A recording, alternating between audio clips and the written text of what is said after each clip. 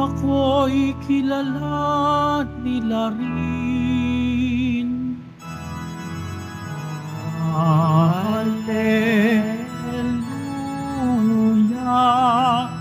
Hallelujah, Hallelujah, Hallelujah.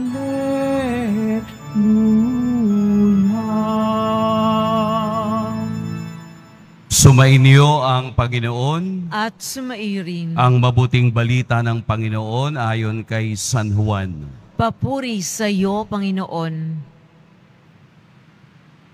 Noong panahong iyon, sinabi ni Jesus, "Tandaan ninyo ito, ang pumasok sa kulungan ng mga tupa nang hindi sa pinto nagdaraan, kundi umakyat sa di dapat pagdaanan, ay magnanakaw at tulisan.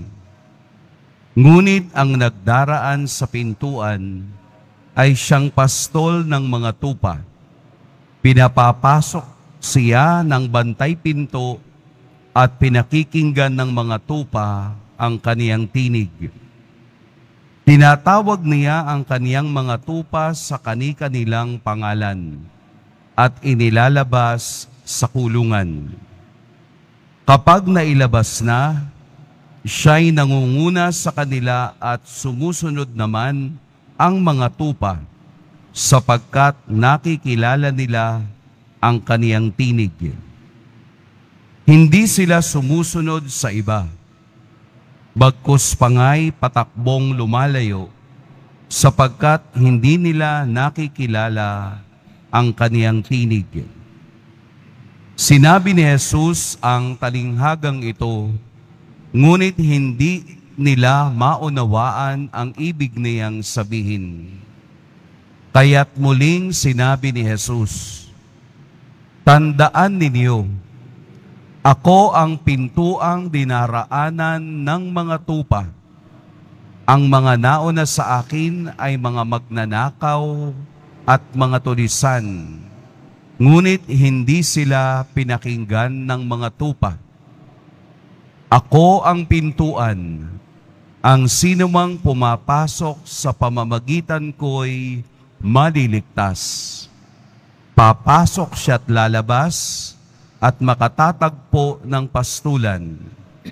Kaya lamang pumunta rito ang magnanakaw ay upang magnakaw, pumatay at magwasak. Naparito ako upang ang tupay magkaroon ng buhay, isang buhay na ganap at kasiyasiya." Mga kapatid, ang mabuting balita ng Panginoon. Pinupuri ka namin, Panginoong Hesukristo. Magandang umaga po sa lahat.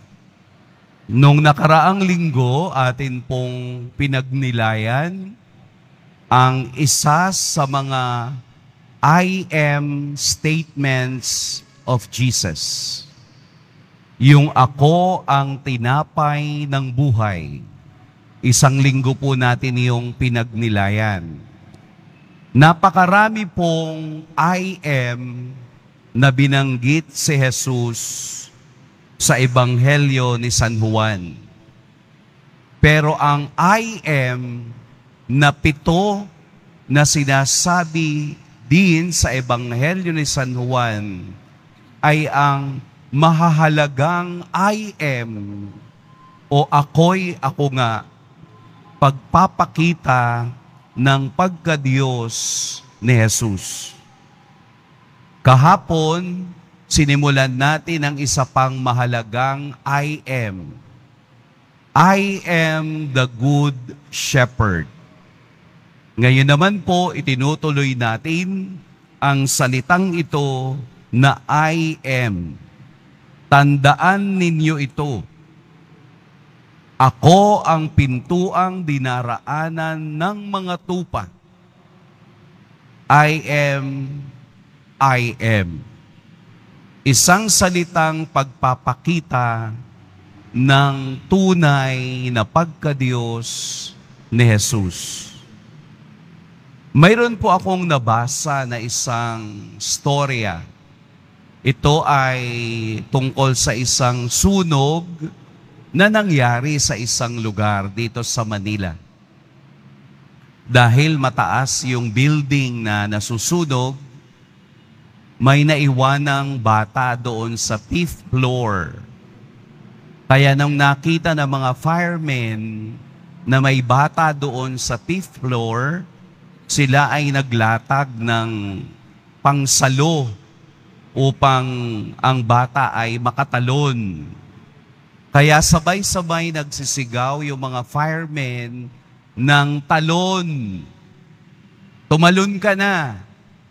Magiging safe ka dahil meron kaming net na sasalo sa'yo. Ayaw tumalon nung bata.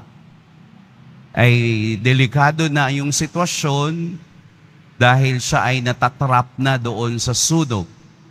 Kaya kahit anong gawing sigaw ng mga firemen, ayaw nila at hindi nila mapatalon ang bata. Mula sa kanilang likod, may isang lalaking sumigaw ng napakalakas. Talon! Isang beses lang, tumalon na yung bata. Kaya nagtaka yung mga firemen. Kanina pa po kami sumisigaw ng talon, pero ayaw kaming pakinggan. Sino po ba kayo? Ako po yung tatay. So yung tatay niya, isang sigaw lang, tumalon na. Ano po ang kaugnayan ng kwento na yon sa ating ebanghelyo? Napakasimple. Kapag kilala mo ang tinig na naririnig mo, sumusunod ka. Kapag familiar ang tinig na naririnig natin, napakadali nating sumunod sa tinig na iyon. Ito ang ipinamamanhik ng Ebanghelyo. Kilala ng aking mga tupa ang aking tinig. Ibig sabihin po, mayroon kayong relasyon doon sa araw-araw na pagsasama ninyo, nagiging familiar ka sa tinig na iyong naririnig. Ito si Jesus, ang ating poong Nazareno, na kanyang tinig ang ating naririnig upang tayo'y pangalagaan at dalhin sa tamang lugar. Kung mayroon tayong personal na relasyon sa Diyos, mauunawaan natin ang kaniyang tinig. Mauunawaan natin na ang kaniyang tinig na ating naririnig ay magdadala sa atin sa tamang pastulan at sa tamang lugar. Si Abraham ay binigyan ng napakaraming tupa upang pangalagaan bago siya tawagin ng Diyos. Si Moses ay nasa bukid at nag-aalaga ng tupa ng kaniyang biyanan na si Jethro nang tawagin siya ng Diyos sa pamamagitan ng umaapoy na puno. Si David na napakasimpleng bata ay pinatawag mula sa kaniyang pinagtatrabahuhang tupahan at nahirang na hari ng Israel. Ang mga propeta ay nagsasaad kung ano ang mabuting pastol. Kaya nga po kahit sa Salmo, paborito natin ang mga verses ay Psalm 23. Kapag kayo'y nabibigatan at nawawala sa landas, dasalin po ninyo ang Psalm 23. Ako ang mabuting pastol.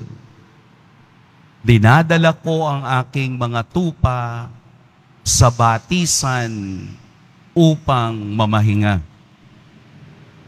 Ang tinig ng Diyos ay atin lamang maririnig kung tayo ay mayroong ugnayan sa Kanya. Ang Kaniyang mga salita sa banal na kasulatan ay tinig din na dapat nating bigyan ng pansin. Sa araw-araw ng ating pagsisimba, ang Ebanghelyo ay tinig ng Diyos na siyang gumagabay sa ating araw-araw na paglalakbay. Sa dami ng tinig na naririnig natin ngayon, minsan nalilito na tayo kung sino at anong tinig ang ating papakinggan. Pero kung mayroon kang personal na relasyon sa Diyos, mapag-iiba mo ang tinig na peke sa tunay na tinig ng Diyos. Ang tinig ng Diyos ay palaging dinadala ka sa Kaniyang biyaya at sa Kaniyang pagpapala. Ang tinig ng Diyos ay hindi nanloloko. Ang tinig ng Diyos ay masasaktan ka dahil iyon ang tama. Hindi tinig ng Diyos ang palagi ang sasabihin sa iyong kailangan ganito ang buhay. Kailangan ganito ang iyong ginagawa.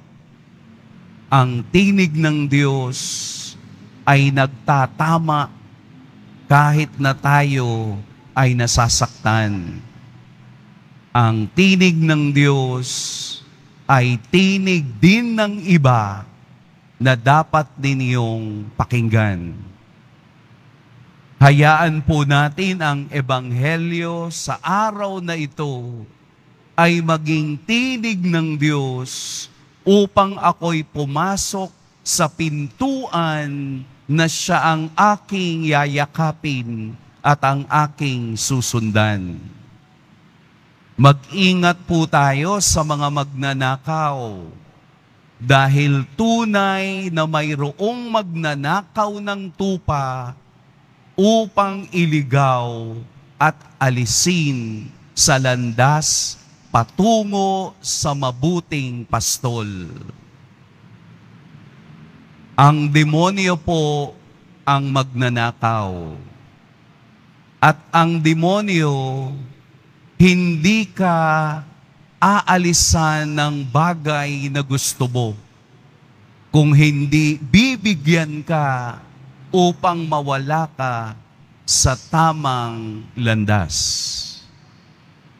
Matalino po ang demonyo, pero mas matalino ang taong alam at kilala ang tinig na kaniyang sinusundan. Hindi po tinig ng Diyos ang manghuhula.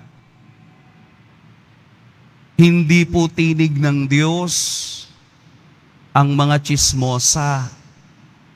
Hindi po tinig ng Diyos ang palagi kang sinasabihang mabait ka.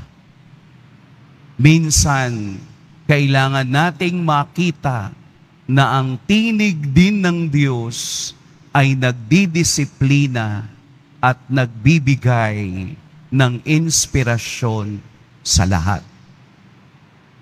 Sana po ang Ebanghelyo ngayon ay makasama natin sa araw na ito. Sapagkat si Jesus, ang ating poong Nazareno, ay naparito upang tayo'y magkaroon ng buhay. Anong klaseng buhay?